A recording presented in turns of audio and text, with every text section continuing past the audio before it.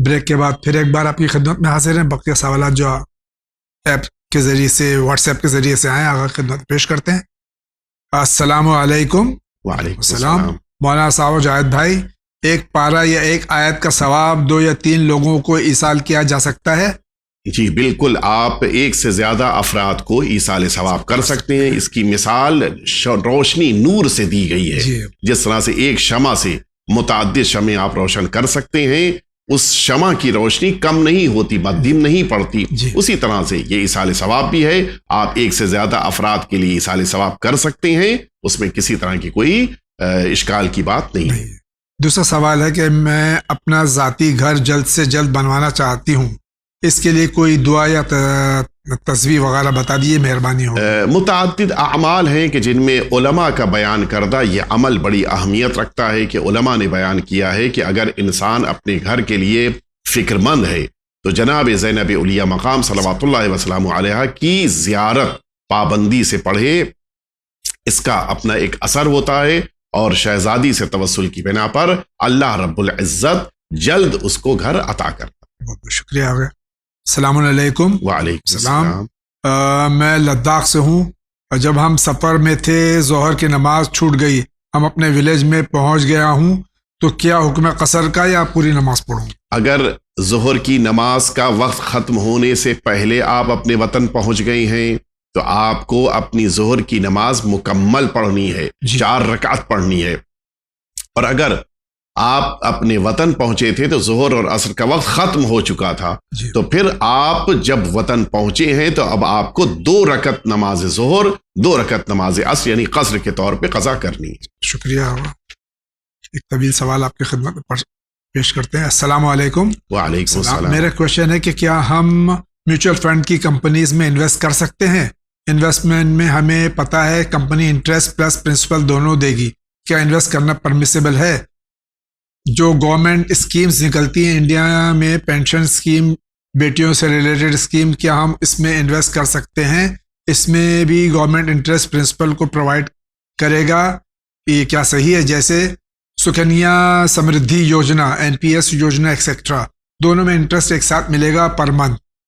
محجبین سید کا سوال ہے. 2 سوال ہیں. پہلے سوال کا جواب یہ ہے کہ اگر جس جگہ کے اوپر آپ انویسٹ کر رہے ہیں اس کمپنی کے پروڈکٹس حلال ہیں تو پھر آپ کے لیے انویسٹ کرنے میں کوئی مشکل نہیں ہے. جہاں تک سیکنڈ کوشچن ہے کہ جو گورنمنٹ اسکیمز سے متعلق ہے وہاں کے اوپر آپ کے لیے انویسٹ کرنے میں کوئی مشکل نہیں. شکریہ.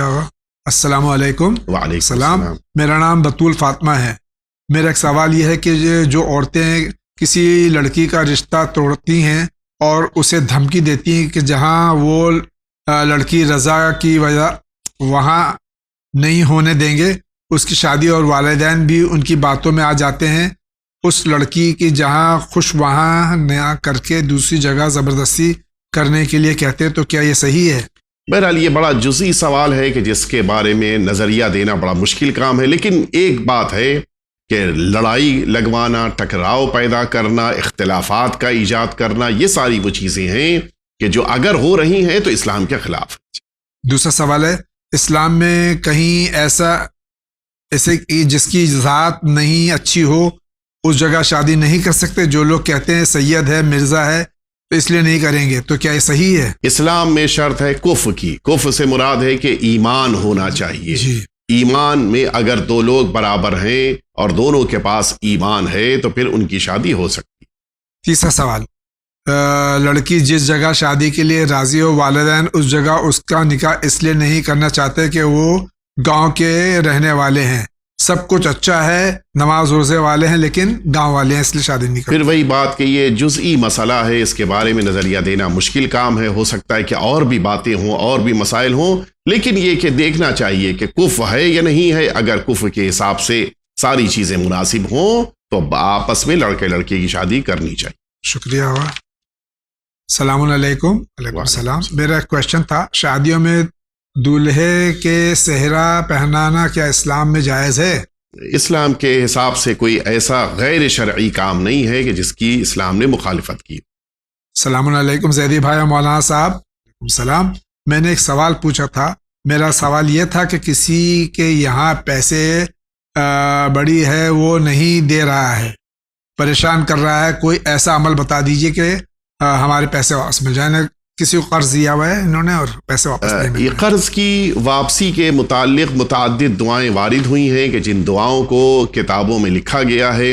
اس کے ساتھ ساتھ ایک عمل جو سورہ طلاق کی آیہ شریفہ کا ہے اس کو اختیار کریں، انشاءاللہ اس عمل کی بنا پر ان کے یہ مشکل آسان ہو جائے گی. شکریہ آقا. السلام علیکم. وعلیکم السلام. مسالن زندگی ٹیم اور ہوسٹ کا بہت ہی شکر گزار ہیں. آپ لوگ نیک کام کر رہے ہیں اور لوگوں کی زندگی کے مسائل کو حل کر رہے ہیں. مولا آپ سب کو سلامت رکھے. یہ آپ کے جو سوالات آتے ہیں یہ شریعت کی روشنی میں علماء کرام دیتے ہیں. آپ علماء کے حق میں دعا کیجئے اور اس چینل کے حق میں دعا کیجئے کہ چینل جو ہے ہم سب کے لیے ایک باعث رحمت بنا ہوا ہے. اس چینل ون کی ہر ممکن مدد کیجئے. یہ آپ کی امداد سے چینل چلتا ہے. آپ ڈونیشنز، سہم امام، سجیشنز اور ہر طرح سے اس کی مدد کیجئے. یہ انشاءاللہ یہ چینل گارنٹی ہے اس بات کی کہ اگر جس طرح چل رہا ہے اور آپ کی امداد رہی تو اس سے بہتر آپ کی خدمت اور دین کی خدمت کرے گا. بہت بہت شکریہ آپ کا. شکریہ. السلام علیکم. السلام. مجھے آپ سے ایک معلومات لینی ہے. جیسے کہ کوئی جاب کرتا ہے، سیلری سے اس کا انکم ٹیکس کٹ جاتا ہے، پھر اس کے بعد ان سے پوچھ رہا ہے کہ کس طرح سے نکالنا چاہیے، کتنی %. شکریہ. یعنی میرے خیال میں یہ خمس کے سلسلے میں سوال ہے.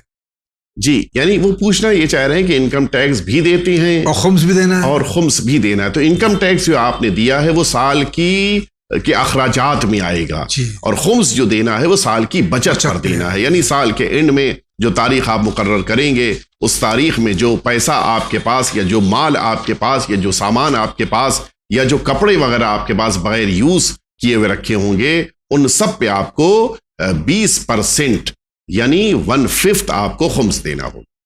السلام علیکم. وعلیکم السلام. آج چینل ون پر آپ کے شو میں یہ میں پہلی بار اپنا سوال بھیج رہا ہوں.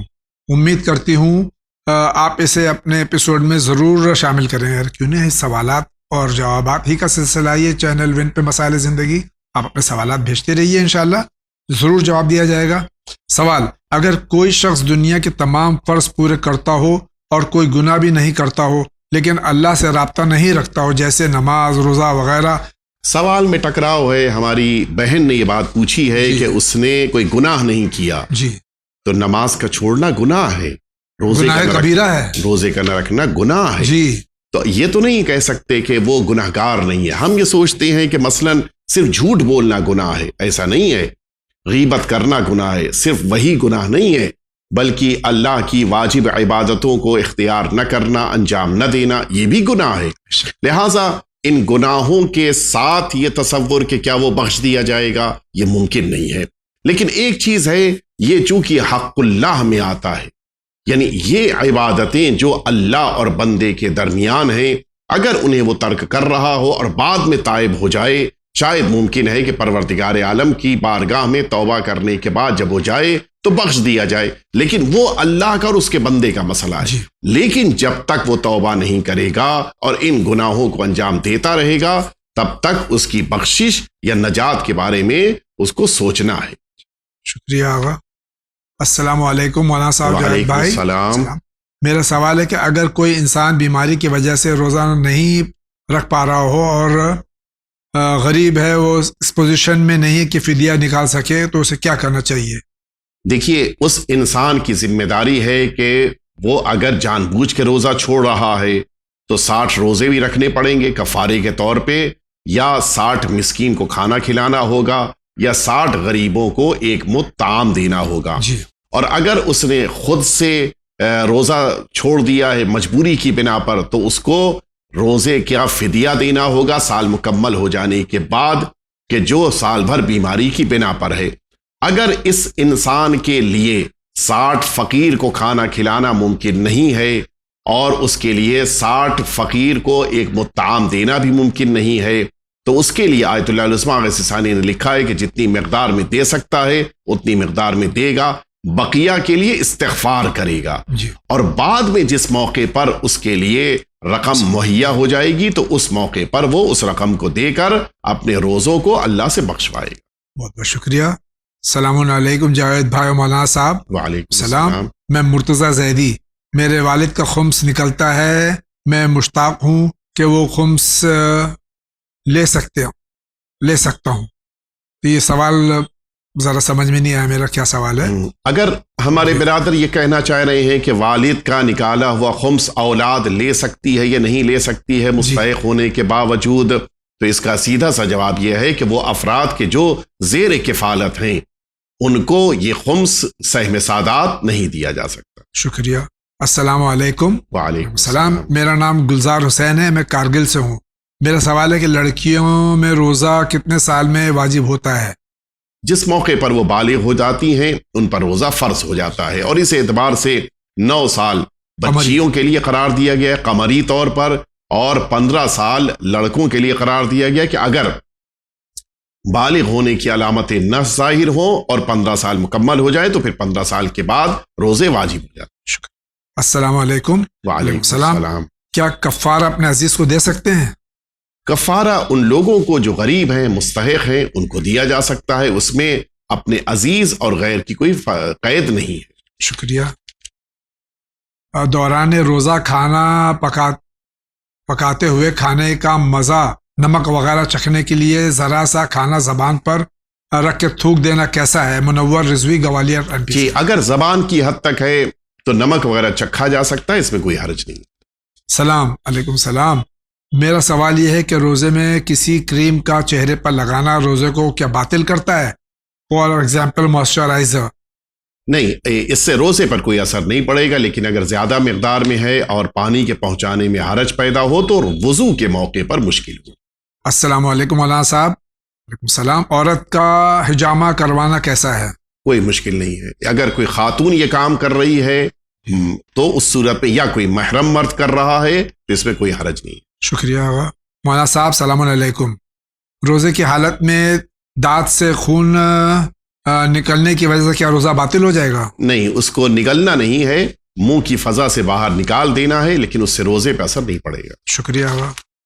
السلام علیکم. وعلیکم السلام. میرا سوال ہے کہ ایسا سوشل میڈیا پلیٹ فارم پر دکھایا جاتا ہے کہ کھانے میں نمک تیز ہونے پر شوہر اپنی بیوی کو کچھ نہیں کہتا، پر اس مسئلے میں کیا کہا جائے جب ڈیلی ہی نمک تیز ہو اور پیار سے سمجھانے کے بعد بھی ریپیٹ ہوتا رہے؟ اس سے بلڈ پریشر کے مریض بن جائیں گے اور بیوی کو کچھ کہہ بھی نہیں سکتے، ورنہ وہ سوشل میڈیا کی ویڈیو اٹھا کے دکھا دے گی اور کہے گی کہ ایسے ہوتے ہیں شوہر، پر ایک آپ ہیں جو ہر ٹائم ٹوکتے رہتے ہیں. آیت اللہ سیستانی کی مقلد ہے یہ. جی دیکھیے، ایک بات ہم سب کو اپنے ذہن میں رکھنا ہے کہ یہ جو سوشل میڈیا کے اوپر اس طرح کی گفتگو ہے وہ ایسے مواقع کے لیے ہے کہ جہاں پر کبھی کبھی نمک تیز ہو جائے کھانے میں، لیکن اگر صبح و شام نمک تیز ہو رہا ہو تو ایسی صورت میں سمجھانا، بتانا، متوجہ کرانا یہ ضروری ہے. البتہ ڈانٹنا، غصہ کرنا، بدتمیزی کرنا جیسا آپ نے کہا، یا غلط لینگویج کا یوز کرنا، یہ ساری چیزیں مناسب نہیں ہیں. لیکن سامنے والے کی غلطی کو متوجہ کرا دینا، اس کو بتا دینا، یہ ایک اچھی بات ہے، اچھے انداز سے. اسی لیے قرآن مجید نے کہا کہ وَجَادِلْهُمْ بِالَّتِي هِيَ أَحْسَنُ. جی سب سے اچھے طریقے سے متوجہ کراؤ سامنے والوں. شکریہ. السلام علیکم. وعلیکم السلام. روزے میں ٹریولنگ بس، ٹرین یا کار یا ایئرپلین وغیرہ سے کیا جاتا ہے تو اس میں کیا حکم ہے؟ دیکھیے، ہمارا سفر کب ہے یہ بڑی اہمیت رکھتا ہے. ظہرین کی نماز کا جو اول وقت ہے، آیا اس سے پہلے ہمارا سفر شروع ہو رہا ہے یا اس کے بعد شروع ہو رہا ہے؟ اگر ظہرین کی نماز کے بعد ہمارا سفر شروع ہو رہا ہے تو اس دن کا روزہ مکمل کرنا ہے، اور اس کے سلسلے میں ہمیں کسی قسم کا کوئی شک نہیں رکھنا ہے. لیکن اگر ظہرین کی نماز سے پہلے ہم نے سفر شروع کیا ہے تو پھر اگر ہم اپنے وطن سے نکل رہے ہیں تو پھر اس دن کا روزہ ہمارا حد ترخص کو کراس کرنے کے بعد نہیں ہوگا.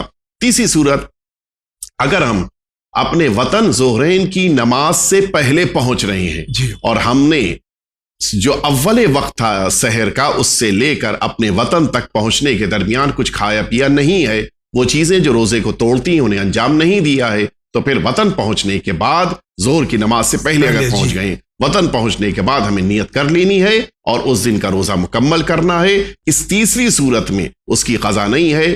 دوسری صورت جو بیان کی، یعنی جس میں ظہر سے پہلے سفر اس نے وطن سے شروع کیا ہے، اس کو بعد میں ایک دن کی قضا کرنی ہے۔ پہلی صورت کے جس میں روزہ اس نے ظہرین کی نماز کے بعد شروع کیا تھا، اس دن کا روزہ مکمل ہے، اس کی بھی قضا نہیں کرنی۔ شکریہ آقا۔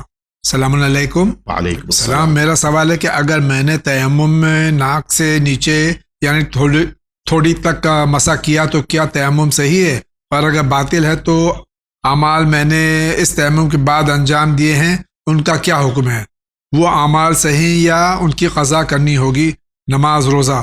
یہ سید علی خامنہئی حفظ اللہ کی مقلد ہیں۔ دیکھیے، یہ توجہ رکھیے کہ اگر انہوں نے یہ جو چہرے پر ناک تک مسح کو لے کر آنا تھا اور اسے ٹھڈی تک پہنچایا، اگر یہ مسح انہوں نے ناک کو شامل کرتے ہوئے اپنے ہاتھ کو ٹھڈی تک پہنچایا ہے، تب تو آج تک کا تیمم صحیح ہے، جی، آئندہ انہیں احتیاط کرنی ہے۔ لیکن اگر ناک کو شامل نہیں کیا تھا اور پیشانی سے ڈائریکٹ آپ کا ہاتھ جو ہے وہ ٹھڈی تک آ گیا، تو پھر آپ کے لیے وہ تیمم صحیح نہیں تھا اور پھر آپ کی وہ عبادتیں آپ کو دوبارہ انجام دینی۔ افطار سے 10 منٹ پہلے حیض ہو جائے تو ایسی حالت میں کیا اس کا روزہ صحیح ہے؟ اس دن کا روزہ مکمل نہیں ہوگا، بعد میں قضا کرنا۔ السلام علیکم۔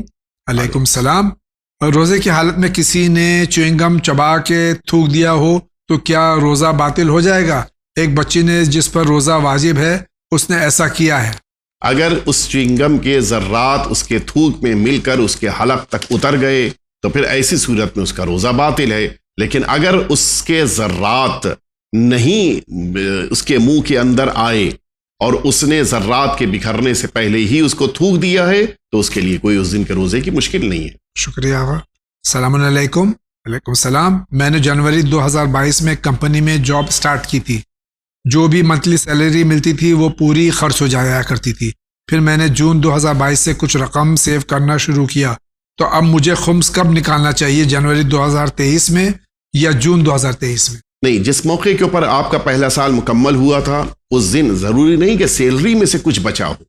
بہت سے ایسے سامان ہیں کہ جو آپ کے گھر میں بچے تھے کہ جو سیلری سے سال بھر خریدے گئے تھے۔ جیسے مثال کے طور پہ آپ کے گھر میں آٹا بچا ہوا رکھا تھا، آپ کے گھر میں چاول بچا ہوا رکھا تھا، یا مثلا آپ نے ایک شرٹ خریدی تھی کہ جس کو آپ نے سال بھر خریدنے کے باوجود یوز نہیں کیا تھا۔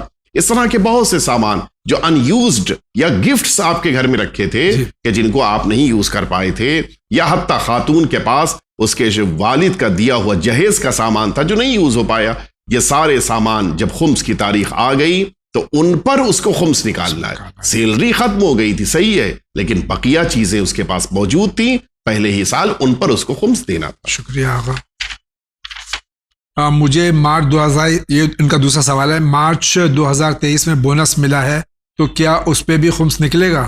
جی یقیناً، اگر یہ آپ کے پچھلے سال کے فائدے سے ہے تو پھر اس سال اس پر پہلے خمس دیں گے، تب اسے استعمال کریں گے، اور اس سال کے فائدے کا ہے تو پھر آپ اس کو استعمال کیجئے، اور اگر نہیں استعمال کریں گے، خمس کی تاریخ آ جائے گی تو اس پر خمس دینا ہوگا۔ شکریہ۔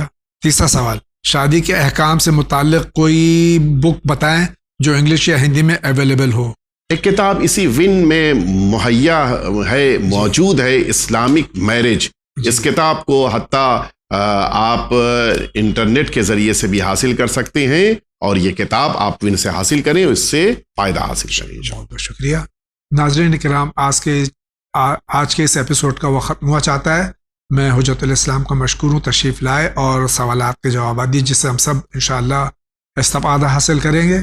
اس امید کے ساتھ کہ ماہ مبارک رمضان کے بقیہ ایام میں آپ خصوصی طور سے اپنے زمانے کے امام کے ظہور کے لیے، ان کی سلامتی کے لیے دعا کیجیے۔ تمام مراجع کرام، علماء حق، عالم اسلام میں تمام مومنین کے لیے آپ دعائیں کیجیے، اور اپنی دعاؤں میں چینل ون کو بھی شامل کیجیے۔ آغا آپ کا بہت بہت شکریہ، آپ تشریف لائے۔